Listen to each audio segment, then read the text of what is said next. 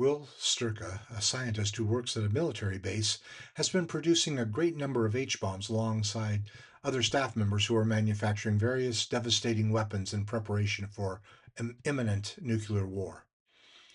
Sturka realizes that there is only one way to escape: steal an experimental, top secret spacecraft stored at another base up north. He plans to bring his friend Jerry Ryden, who is trained as a pilot of the spacecraft, along with their wives and Sturka's daughter Jody. The two plot for months, secretly supplying the ship and making arrangements for their departure. One afternoon, Sturka engages in conversation with a co-worker, Carling, who gleefully tells him that he's heard a rumor that the war will start in 48 hours. When Sturka voices his disgust at the potential Holocaust, Carling is dismayed and cautions him, saying Sturka should watch what he says and what he thinks. At home, Sturka confides in his family, trying to assuage his guilt over helping to create weapons by rationalizing that he's only one part in a much larger machine, though he recognizes that he still maintains partial responsibility. His daughter comments that there's a terrible feeling in the air that something dreadful is coming and that everyone can feel it. Sturka realizes that time is running out.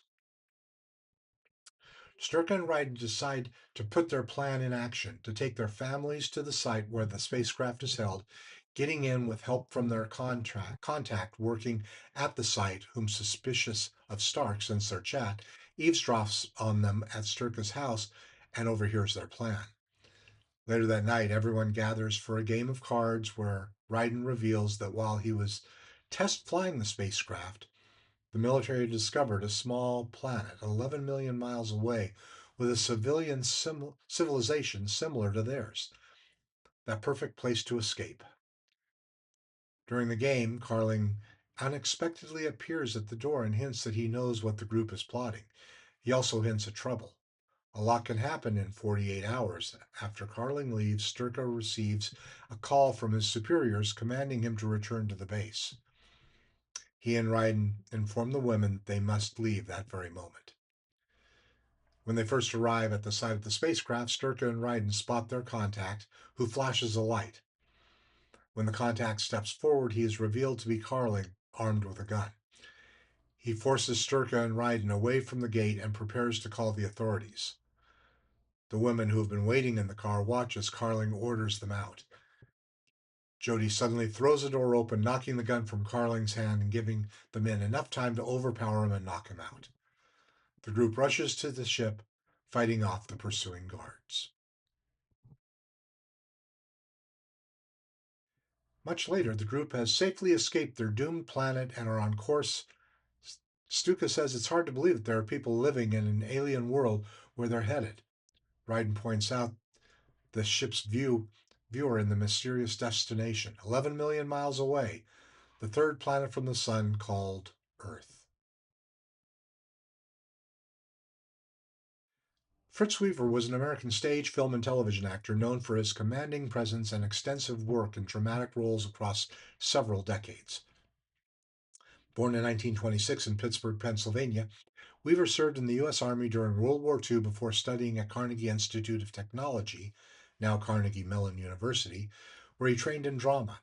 He began his career in theater, quickly establishing himself as a strong and versatile stage performer, including appearances on and off Broadway. Weaver became especially well known for his television work during the 60s and 70s, frequently appearing in anthology dramas and suspense series. He delivered notable performances in shows such as The Defender, Kojak, Columbo, and multiple appearances in The Twilight Zone, including this episode, Third from the Sun. In film, he appeared in movies such as Marathon Man in 1976, where he played a supporting role in the thriller about espionage and Nazi war crimes, as well as other dramatic and science fiction productions. Weaver was widely respected for his articulate delivery, intelligence driven performances, and the ability to portray professionals, authority figures, and morally complex characters. He continued acting into his later years and passed away in 2016 at the age of 90, leaving behind a legacy as a distinguished and reliable character actor across stage and screen.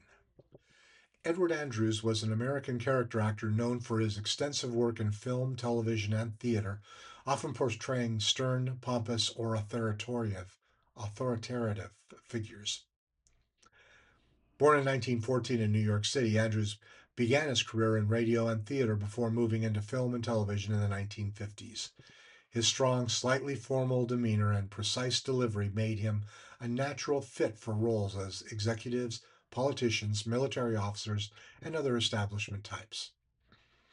He appeared in a wide range of films, including Strangers When We Meet, 1960, Manchurian Candidate, 62, and In the Cool of the Day, 1963. On television, he became a familiar face through guest appearances in many popular series of the era. Andrews also appeared in anthology programs, including The Twilight Zone, where his ability to portray rigid authority figures fit well with the show's theme of control, irony, and moral consequence. He continued acting steadily into the 1970s and early 80s before his death in 1985. He's remembered as a reliable and versatile supporting actor who brought credibility and structure to a wide variety of dramatic roles. The background noises heard aboard the ship in the final scene were later reused in Star Trek 1966. In an interview years later, Fritz Weaver described his experience on the show as a baptism by fire. The actor was unfamiliar with acting in front of cameras, having spent his career in the theater. During filming, the director had to guide Weaver along with the use of props and appearing more naturalistic in his performance. The model of the spaceship in the launch area and in flight was taken from Forbidden Planet, of course. The larger practical model of the saucer used for actors entering and exiting was also used in On Thursdays We Leave From Home, People Are Like That All Over, and To Serve Man. The four circular shaped lights on the ship's control panel were Krell power indicators reused from Forbidden Planet. They're used again in I Shot an Arrow into the Air, the very next episode, Elegy, 1960, and People Are Alike All Over, 1960.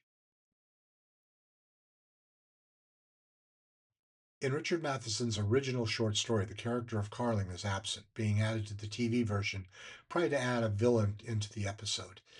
In the original story, two families simply drive to the launch pad, board the ship, and leave. This episode makes heavy use of the Dutch tilt camera technique, and for two very important reasons. While it emphasizes the tension building throughout the episode, it's also deliberately used to make the world feel alien, hinting at the fact that their story doesn't really take place on Earth. The distance they describe as being Earth is 11 million miles, which would mean they came from a planet a third the distance from Earth to Mars. This one started out as a tense Cold War drama with some sci fi overtones. The tension mounts throughout the story until the final moments, crashing through the gates to get to the ship, and the final twist. Another one, a 5 out of 5.